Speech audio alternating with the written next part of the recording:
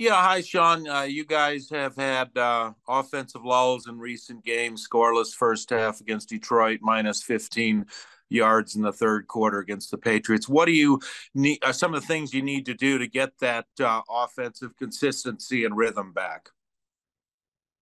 Yeah, I think, and you bring up a good point. I think so many times when we look at some of that stuff, it's self-inflicted problems, and that has to get cleaned up. Uh, that's communication. That might be having to reduce. Is there too much in? But look, right now we're average to below average, I would say, in a lot of things offensively, and it's not good enough. Go ahead, Parker.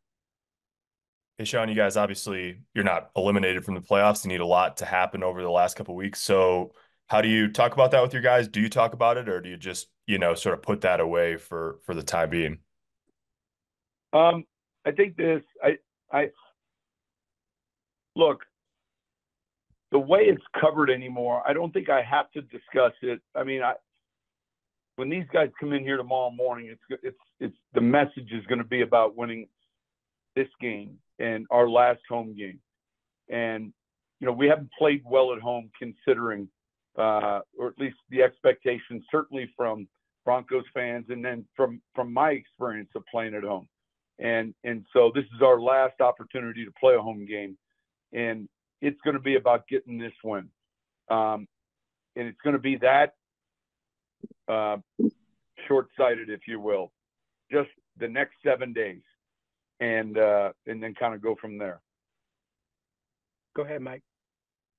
Yeah, Sean, you played well to get in position to play pressure games, playoff chasing pressure games.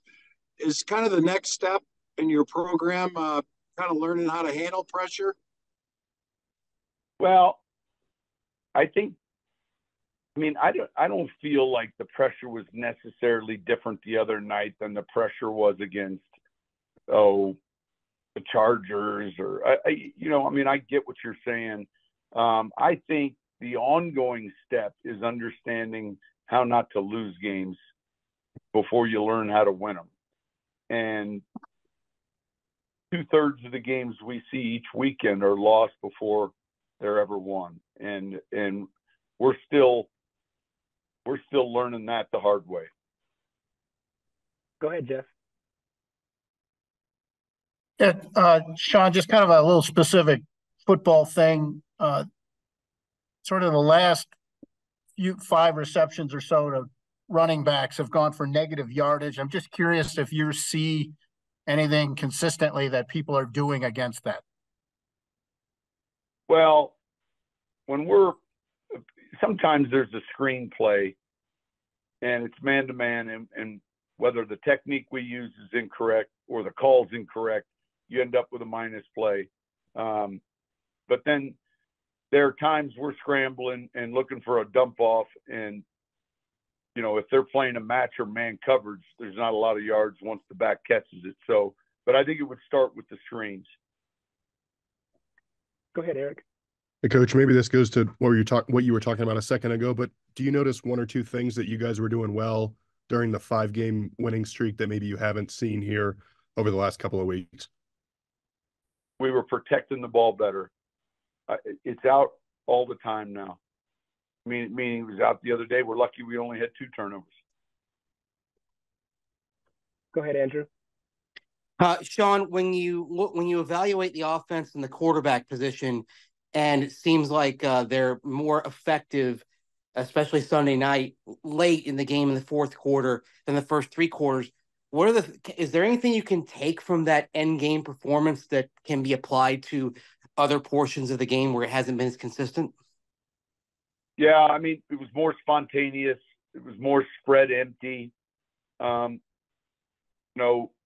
We got to the line of scrimmage. We were in a stage of the game where we weren't in hurry up 2-minute, but we certainly were up tempo, and a lot of it was empty, no back, and we made some plays. But it's hard to say you're going to make a living that way as your base offense. Go ahead, Troy. Coach, what is the plan going forward with Kareem Jackson? Is the hope to bring him back if you don't use the roster exemption for him? Yeah, each week we'll see and keep you posted by the end of the week or certainly by game time. A lot of it will be dependent on who we're playing and then what the role in the vision is. Go ahead, Zach. Coach, you touched on it, the struggles at home. What is the key to turning it around at home, specifically this weekend, and playing well at home? Well, honestly, the better teams win a lot of games at home, and the teams that are in the middle of the pack win some games at home, and the poor teams struggle at home. So I don't think you approach, it's the same thing when you have a good team that wins on the road. They're a good team first. They're not a team that knows how to win on the road and they become a good team.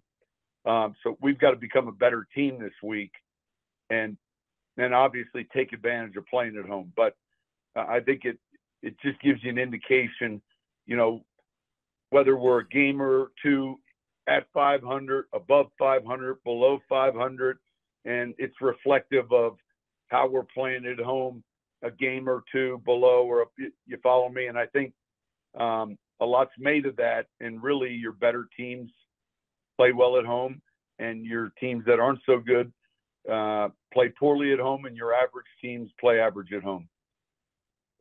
Go ahead, Chris. Yeah, Sean, how is Cortland Sutton doing, and what are the chances you'll have him against the Chargers?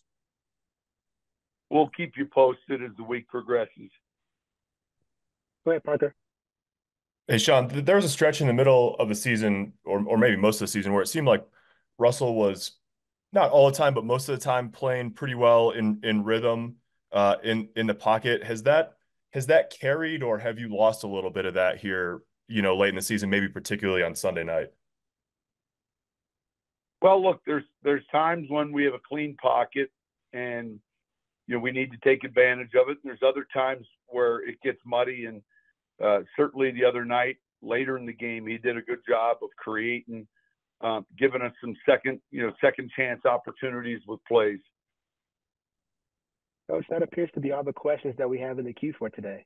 Thank you.